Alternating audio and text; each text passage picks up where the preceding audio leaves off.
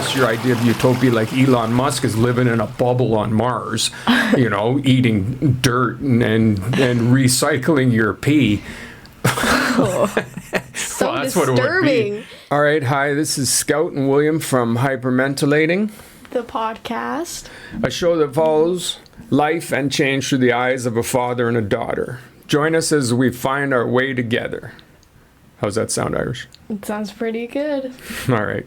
So what are we going to talk about here to start with? Halloween and when it's too old to trick or treat. All right. So this is going to be based on the fact that you are going to be soon too old to No, go I'm get not. free candy? No, I'm not. All right. Well, what is your thoughts on this matter? Okay, I think that What are your thoughts on this matter? you're never too old to dress up and go to a party or hang out with friends on Halloween. I think there's never a deadline to that. But I think that at some point when you stop dressing up and when you start hanging out with your friends and when you get into that era of life, I think that you should probably stop trick-or-treating when you're the kid knocking on doors with a pillowcase wearing a Slipknot t-shirt and jeans. I think that that's when you should most likely stop trick-or-treating. Apologies to all you Slipknot fans. No, no hating. I love Slipknot. Well, I like some of their music. Yeah. Yeah, me too.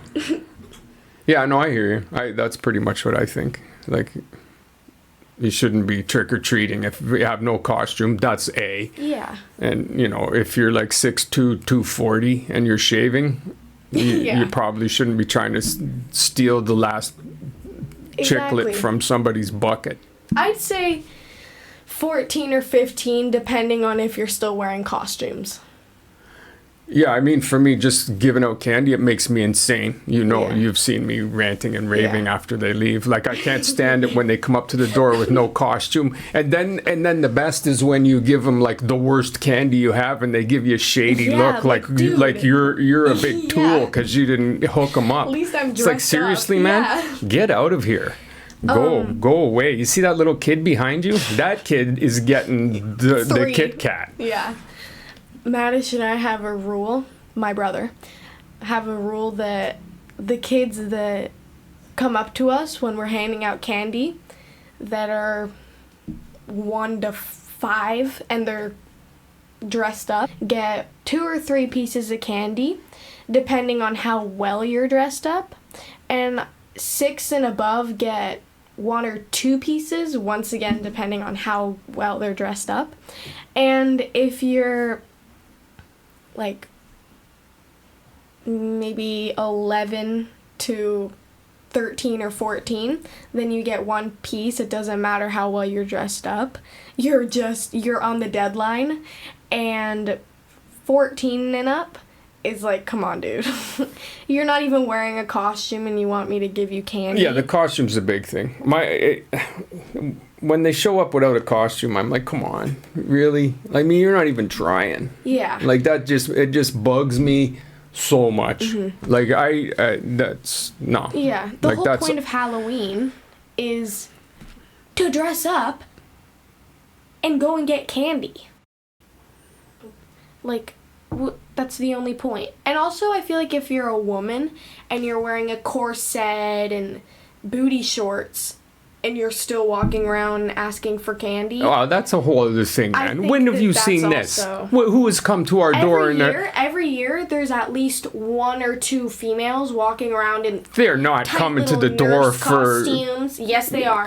candy? Yes, they are. Oh Yes, my they god. are. So you're saying you've seen grown women coming to our door in Yes. corset Yep. and booty shorts This asking year? for candy? Yeah, this year on TikTok, Well, I never there's saw that. quite a few women dressing up as Disney princesses, but they're really just wearing mini skirts, Yeah, no, a corset, I- and a tiara. And they're Yeah, like, but that's I know the trick-or-treaters hate to see yeah, me but coming. okay, but that's adults, right? That's playing out fantasies, an excuse to be somebody else. It's always sexy costume time for a lot of people on Halloween. We're not talking that. We're talking about coming to the door for candy, Yeah, but I've not seen going them to come an the door, adult though. party somewhere. I've seen them come to the door, though.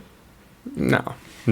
Okay, so can we agree that 14 to 15 is the deadline? Yeah, I mean, to me, it's less about age and more about attitude. Like if you have a costume on, you're coming, and I can't be sure that you're not 20. All right, whatever. I don't care. It's just when they show up without a costume, that's when I get irate. It's come on, man. Like you're clearly too old to be doing this, and you have no costume, and all you're doing is grabbing candy. It's a candy grab, man. And it's like, look at all these little kids. I'm going to run out of candy here at some point. I won't have candy, and some little kid's going to come to the door, and I'm going to be standing at the door like Scrooge with no candy for the kid. I'm sorry, Junior. And you know why I have no candy? You see that 15-year-old linebacker that's just walking down the road? Because he was here before you. So that's why you have no candy. So you go and tell your mom that, and maybe she can tell his mom that he needs to stay home from now on Halloween. So that's how I feel about it. 1 year, I was Cruella, and I was sitting there handing out candy with Maddish, and this kid comes around the corner in his everyday, like, sweatpants and a t-shirt. And I had one of the good candies that you get in the jumbo bags from Costco. But those bags also come with the crap ones that are like... Oh, yeah, for sure. knockoff Tootsie Rolls. Yeah. And I had one of the good ones in one hand. Knockoff Tootsie Rolls, yeah. Because this kid was walking up to us, and there was a younger one, too. They weren't together, but this younger kid was...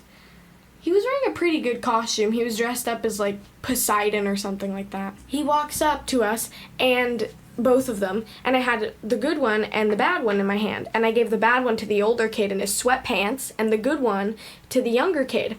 And the older kid looks at me and goes, "That's it?" I swear to you, that's what he said. That's it. He goes, "That's it?" You should have reached into his bag. You should have reached into the bag and taken it back. Seriously? Oh, no, you should have reached into his bag and snatched out some premium candy he had. Yes. What's he going to do? Literally. You know? But that was quite the interaction. All right. So we're pretty much in agreement on that. Yeah. The trick-or-treating thing. I'd say. All right. I'd say. What was the other thing you wanted to talk about? Singing. Lessons or no lessons? Okay, I want to start this one off because I have a lot to say about this. As a singer, I've had lessons before, I've done lessons, and I mean, they're great. If you know what you want to do is sing, then lessons are the way to go. But if you're someone like me who just enjoys singing for the sake of singing, probably just stick to singing. No lessons. Because normally, if you get lessons, they're most likely going to be someone telling you how to sing, telling you how your singing is good or bad, or what song to sing, or what pitch, what tone. Whereas if you're just singing by yourself, you can sing however you want. You can sing anything. For fun. Exactly. Whereas when you're singing, the instructor is going to take it as, well, this kid wants to go big. He wants to be, or she wants to be big time, when that might not be what they want to do. So. Yeah. I mean, you know how I feel about this kind of thing. Like, I think that when it comes to artistic things, music, drawing, writing, whatever, anything creative, I think that kids especially are often over-coached and over-taught. Like, it takes all of the fun out of it for them if they have to do this, and this. But if you're interested in something and you learn the basics and you continue to show interest in it, I think there's value in lessons and teaching. Singing's a weird one to me because it ends up... No, I mean, it's not really different from guitar or drums or drawing.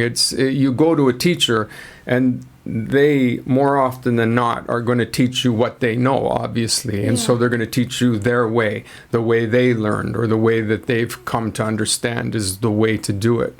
And then I think it stifles creativity at the start. But then if you want to become a singer, a professional singer, if you want to make a career as a recording artist, then I think lessons definitely have value to go and learn from experts, people who know more than you do, people who know tricks, people who can help you to refine your skill level. Definitely. But yeah, I totally see how it takes the fun out. I mean, I remember when you were doing it, and it was just taking the fun out of it for you. You weren't just freely ripping around the house, blasting out songs just for the pure joy of seeing if you could sound like Adele or sound like, Billie Eilish, or sound like anybody that you were listening to, or if you could do what they're doing, right? It was awesome. And then, I mean, I think you stopped singing for a while. I did.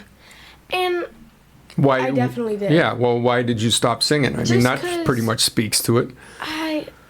I don't even really remember. I just remember not really wanting to anymore. Like, I didn't have that same urge to just sing. Like, I would basically just sing in the shower. And so that would be why it. do you think that is, right?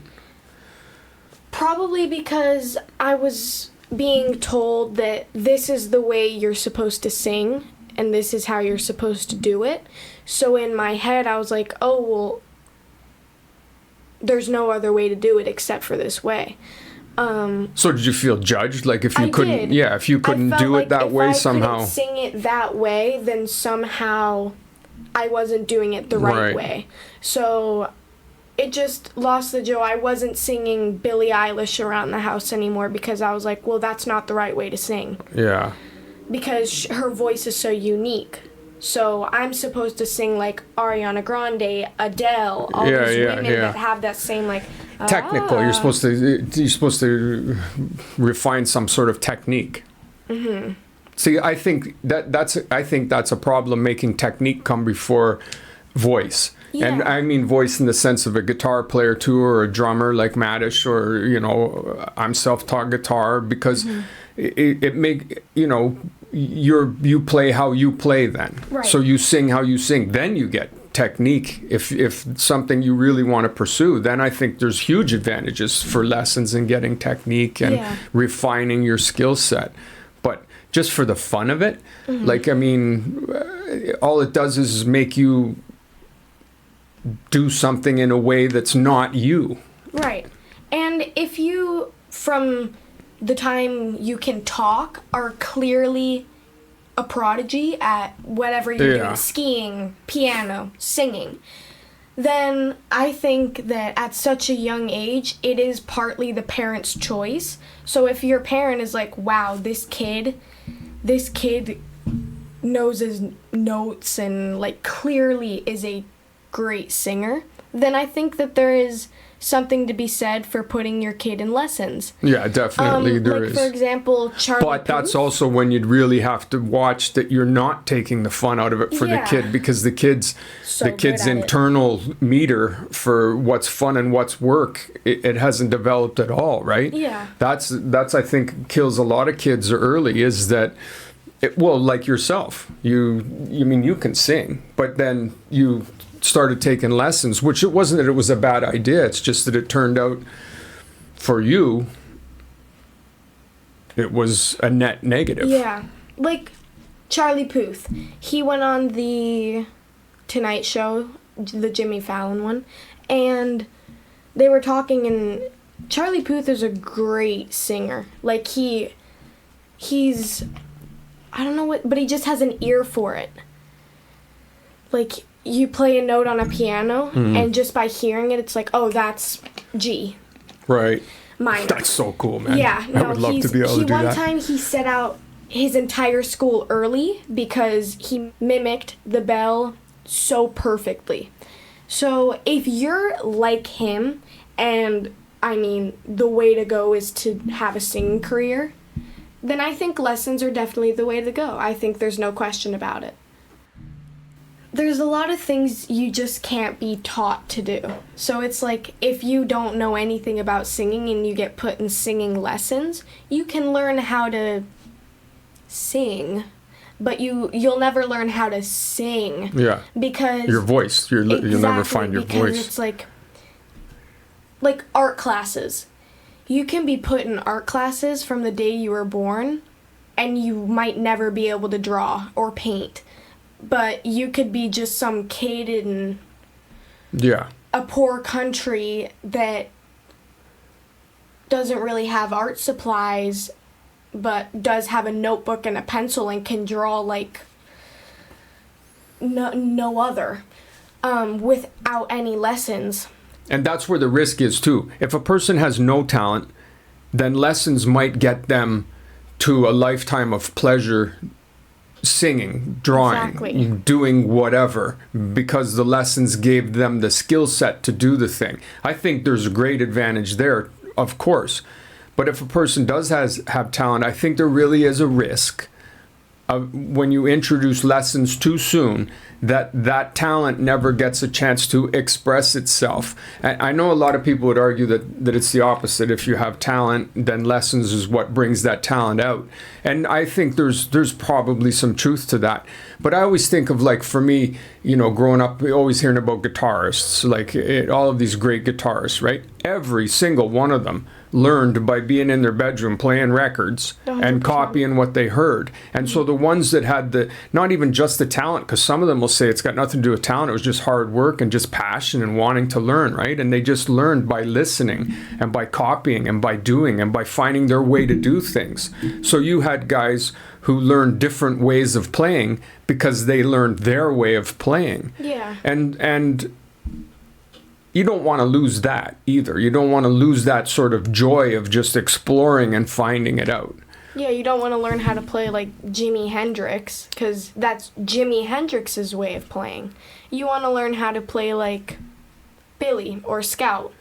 Yeah, you want to be inspired. You know, you want to be inspired. And so Billie Eilish inspired you. Adele inspired you. So you went around trying to sound like them because you wanted to know, how do they do that? How do they do that? Yeah. I mean, that's real ground level learning. How do they do that? How does, like a kid who wants to build something and take something apart to see what happens, how is this made? How can I make this thing? Well, if I take it apart, that'll tell me how it was made, and then I can put it back together. So I think, for me, lessons are great. They have a place for sure. But as soon as they start impacting the freedom and fun of the thing for the person taking the lessons, then I think they need to be reconsidered. And if they're not doing that, if the freedom and the fun of the thing isn't being impacted, well, then they're probably hugely beneficial. Yeah. I think let's do segments. And if we have enough time, we can do our last topic. With time? Who's telling us how much time we can or can't spend? I really want to do the segments. Okay, well now we're getting to it. All right. What's movie review? So for this segment, we'll be talking about Longlegs. Now, this movie, it sent shivers straight down to my boots. I'll tell you this right now, because all right, hold on. As the parent of this duo, we need to point out that this movie is not for children, man. It is not for children. So everybody has their idea of what their kids are okay with. 13 and up. 14 maybe. Dude, yeah, depending on the kid. True. This movie is... Well, it's psychological. It's my God, there's bloodshed too. There's blood. Yeah. No sex, not much language, so it's not an issue from that point of view. But it is. It's violent. It's very graphic. But in spots. Yeah. It's just disturbing. Yeah, it is. This movie.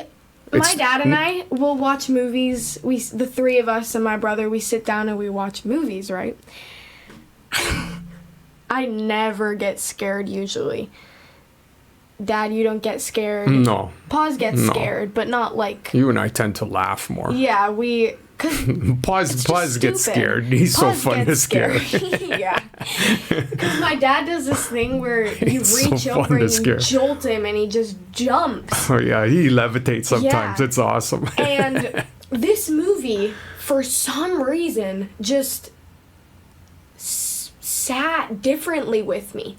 Like... Well, it's incredibly disturbing. It's a is. disturbing movie, man. And It's the whole idea of it is like I know it's not real. It could never happen in real life, but still, it just his voice, I can still hear it. At night, if I'm just laying there. okay, but you got to and his explain voice- why it's okay. disturbing So it's about without spoilers. No spoilers. Yeah, so it's about this girl who is a detective. And she's working around the case of this serial killer whose name is... So there's your first clue that it's not for kids. Serial killer. His name is Longlegs. And he's... It's Nicolas Cage, too, by the way. Yeah. At his Yeah. extremely Nicolas Cagey weirdness. So for all you Nicolas Cage fans, it's definitely worth watching. the way to go, 'Cause it's classic weirdness from him. So, and not Ghost Rider weirdness, but Nicolas Cage weirdness. Yeah, yeah. And Yeah, true. but he's the serial killer. What was that? Was that Ghost Rider? Ghost. The one with the fiery chain? The one where he's the motorcycle. Johnny Flame or something, whatever his name was, yeah. But anyways, he's a killer. And he leaves coded clues on all of his crime scenes. And this one girl, for some reason, can decode them. Something clicked inside of her. And it's weird because she's not telepathic, but, she can do something. And she's just going from clue to clue, trying to figure out who this killer is. And there's a twist, and it's just but his voice. In one of the first scenes, the girl is looking around. She goes from the front, and then it flashes to the side, and then to her other side. And he's just standing there. And his legs are all long, and then his body, and she can only look at his legs. And then the camera slowly moves up, but before it can even get to him, his head goes to the side. And he starts talking, and yeah, it's weird. It's a weird movie. So if you're interested in weirdness, that will serial killing, most likely. it's a thriller. Yeah, but I'm trying to remember the violence. The violence is there's blood in it. There's some stuff that's not pleasant. Yeah, there is a scene where It's not someone slasher is hitting level, their though. head on a table. Oh yeah, that was bad. Repeatedly? Yeah, that's a bit spoilery. Yeah, that was. I said someone though, so. Wow. Yeah, no, nobody will ever put that No together one. when they're watching. Yeah, it's overall, out of 10, what would you give it out of 10? Okay, so, horror, 1 out of 10. Scariness.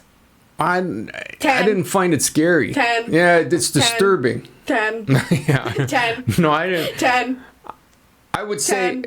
say that it's for me it's on the Nicolas Cage scale. It's a good solid 8 out of 10 cages. It's just so definitely good. got some good Nicolas Cage weirdness, And it looks nothing although like he's him. not like he's in it the whole time. The movies, it definitely has a story. The story's does. not bad. It's not like the usual hackneyed been done a million times. I mean, not hard to to follow a certain either. extent it is, but Like, no, it's it interesting. jumps from thing to thing quickly, Yeah. so it's like, okay, we're here. Oh, okay, I get that. Okay, now we're here. Yeah, it's definitely worth watching if people are looking for something that's kind of spooky and weird and Kind of. disturbing. But I didn't find it particularly scary. But I imagine some people would find it scary. If you're like, You weren't really scared. You were more Dad, just. it like You were scared. it creeped me. I was I know, sitting but- there scared. Like Okay. every time he came on screen, I was like, I don't want to look, but I'm going to anyways All right. because, just everyone. It's filmed very art housey, like, kind of. It.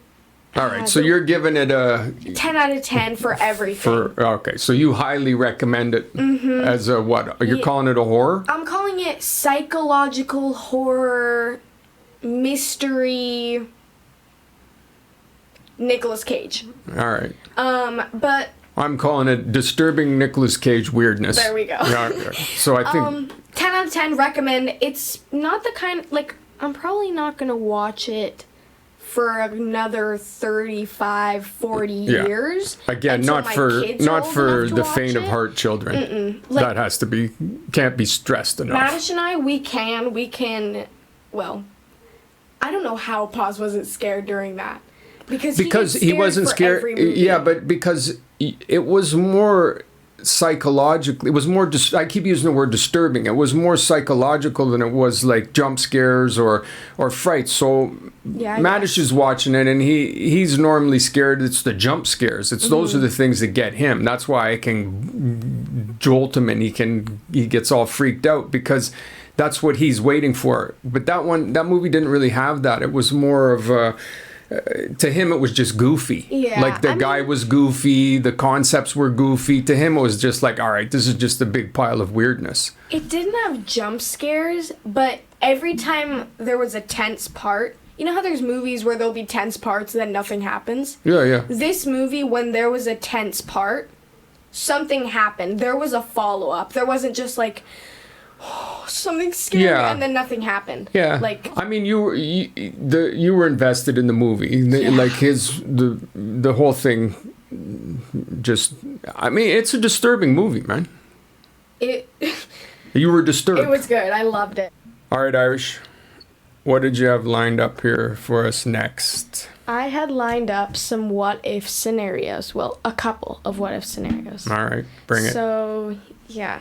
What if we still lived with the dinosaurs? Food. We'd be food. That is true. We would be quite edible. Yeah, we're food. Yeah, I'd agree with that. But wouldn't it be so cool?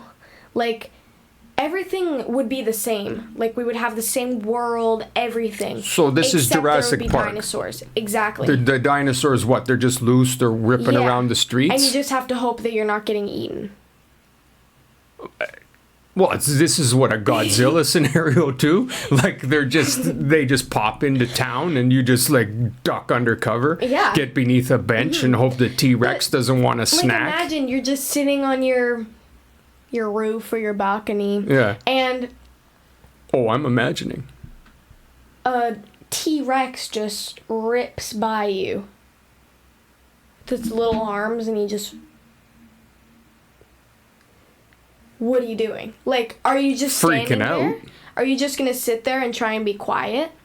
Or... Well, what else are you going to do? You're not going to be start making noises. Hey, whoa, yo, over here. Me personally, I would saddle up. What does that mean? I would... Did you just want to make a dramatic popping noise? Yeah. Saddle up. I would jump on its back and he would become my new house pet. Oh, okay. Now, it's not... We'd be getting rid of Ike. All right. You've taken what if into a whole direction of nonsense here. No, nobody's saddling up anything. I beg to differ. You beg to differ? Yeah. What's the thing? I'm the T-Rex, you're the guy on the pooper. That's what's going to be you. You're the guy on the pooper. You're Jurassic Park. You're the guy on the pooper. T-Rex reaches down. Stop saying that. Wow. I mean, you're going to saddle up. I am. I will. How? Okay. Okay. I can't wait to hear how you're saddling up the T-Rex. Proceed. I'm making my own saddle. Oh, okay. And then I'll probably have chains instead of rope. How are you getting the saddle on him as he just ambles past? Simple. Yeah, I'd love to hear it. Well, I don't think you've thought this through. You have to distract him with a rock. I'm not distracting him at all. And no, I will. With a rock. And then I think that's just common knowledge, you know, you got to distract the T-Rex. All right. So you have no plan. And then I'm throwing a rock, right? And then as he's watching the rock fly by, I throw my saddle onto his back and then hop on. And every time he misbehaves, I have a little spray bottle that I can spray What saddle, at him. Man? What saddle? What is this stick-em saddle? It's just a saddle that you just stick onto his back. Okay. No. So this isn't a real question then. Okay. Well, I mean, you say we did live with the dinosaurs. You could have like if the dinosaurs don't get wiped out and we lizard our way out of the ocean, and we managed to evolve into, Monkeys. get all upright and evolve into whatever we are now, and the dinosaurs are still around, I mean, we would have to come to some understanding. I mean, we're a hunting and killing species. We'd just wipe them out. That's what I think. Probably, yeah. Like, it just wouldn't survive us because we would look at them as a threat. We barely let bears and sharks survive. True. We're all like, oh, we can take that down, man. That thing's scary. Yeah. So we're not going to let T-Rexes rip around town. No, you're right. I don't know. Okay, so... But we're certainly not saddling them up. And plus, if I'm going I to beg to saddle up a differ. dinosaur, it's going to be like a pterodactyl. I'm going to be flying all through the skies on some weird And what, prehistoric get eaten by dragon. A pterodactyl? No, I'd way rather go by a T-Rex. Dude, this is we're in Rest in peace to William, because oh my God, like, this he is got eaten by a pterodactyl. like your ridiculous notion that you can saddle a T-Rex is no more or less valid than my ridiculous notion that I'm going to saddle a pterodactyl. But at least me and my dragon are going to be flying around town. That's a pterodactyl's essentially a dragon, and we're going to be flying around with seeing things and waving at T-Rexes on the ground with their tiny little arms, and you on the back of some little tiny armed T-Rex walling around, and he can't reach you to swat you off his back with his tiny little arms, and that so he just spends all his time whacking and trying to rub you up against mountains and trees. That's all that's going to happen. And me and the pterodactyl are going to be flying the skies, baby, seeing what we can if he see. doesn't dump you into the ocean. Okay. Okay, I think that's enough of this topic. What's your next what if? Okay, I'm going to answer this one first. What if you lived in your dream utopia? What would that look like? So for me, you've read The Giver, right? Yeah. Okay, so for anyone who doesn't know what The Giver is, it's just about this kid who lives in a very put together community. Everyone, when they turn 13, has a job assigned to them. When they're old enough, they have a spouse assigned to them, that kind of thing. And the world is just very utopic. And Pretty sure that's not a word. probably not. But my dream utopia Probably should be, though. would look something like that. So if you've ever read the book, you know. But just very green, everyone would ride bikes, the houses would be built to the person's likes, so not every house would not be the same. But that's part of the thing with that book, which everybody should read, adults and kids. It's a great book. It's But amazing. isn't that part of the reason that they have this utopia is that everybody's getting things decided for them. Like, you're not allowed to Yeah. get out of your lane. So you're born, you live and you die, and you get put in a lane and you have to stay in your lane. And as long as everybody stays in their lane, then everything goes along tickety-boo. Yeah, I mean, my world, it wouldn't... I don't love that. No, the people would decide their own lives and their own... But your people. world would... But it would be very neat and tidy, and there would All be right. consequences for littering, and, like, it would be no cars, like... Oh, I like that. No airplanes, but you could travel. There would be ways to travel, subway or whatever. T-Rex. Trains. Stop. You can't blame me for wanting to saddle up a No, T-Rex. I'm just saying, right? That could be a mode of transportation in your utopia. Sure. There would be... Uber Rex. Oh my god. All right. But there would be... Everyone would have things fitted to their likes, but you would also be able to explore outside of that, and... Yeah, I mean, it would be very green, and it would probably stick to more of the winter-fall weather, because I'm sick of the heat, so right now, winter-fall weather sounds like heaven, so that. And, yeah, I mean, everyone would live and die, and then basically until our generation died out. Like... Our generation? No, whoa, that sounded wrong. No. Wow. Until, like, the townspeople died out. Oh, the townspeople. Oh, that did not sound Just the right. people in your little tiny utopia. Yeah, because... And they live and they die until you say they can or they can't. That's right. So your utopia is you being the boss of everything. Yeah. And That's what I'm hearing. If I'm on my bicycle and I'm riding by and I see some kid with a cat or like just doing something I don't like, they're most likely getting discontinued. Oh my God, man. Like- You can't say stuff like that. You can't say stuff like that. I'm telling you right now. What? Do you want me to lie and say I have no deniability now. If I get subpoenaed, I have to be like, yeah, she said that. Me and the tens of people who are listening to this. Tens of people. But, Dude. I mean, it would be, yeah, I don't know. It would just be Would you really want to be the boss? That's actually a legit question. No, I wouldn't. No, Because I think that would be horrifying. No, I would want to have my partner, my kids, living a peaceful life on a peaceful continent with the peaceful neighbors. And A lot of pieces. If you were, I'm going to say this right now. I don't care if you're getting subpoenaed. I'm just saying this right now. That if someone is disrespectful to me or anyone else in the neighborhood, they will be getting discontinued. What does that mean, though? You again with the discontinued. What does that mean? It's not. They're not a Walmart item. It's not something from Amazon. Let's try not to be too weird about it. So you're saying let's say that for the sake of you not having to get nominated for deep therapy, the discontinued means that they have to leave the community.